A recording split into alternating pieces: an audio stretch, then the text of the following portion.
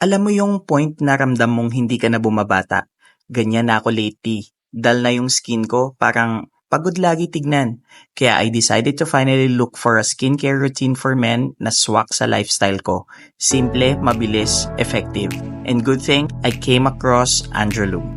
Simula nung sinubukan ko tong Androlum face bar, ang gaan na sa pakiramdam. It really deep cleans, natatanggal yung oil and club pores ko na wala. After games or events, I just wash my face and I'm good. Hindi na ako mukhang hulas agad. After ng face bar, I use Bright Max Pro Serum. What I love about this is walang lagkit. It hydrates my skin pero hindi ako mukhang oily.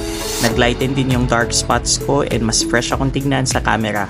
Perfect for content creators like me. Ang laki ng difference sa routine ko, hindi na complicated. Kaya kung iniisip mong hassle mag-skincare, Androlum proved me wrong. Ang daling isingit sa routine ko kahit gaano kabisi ang araw ko.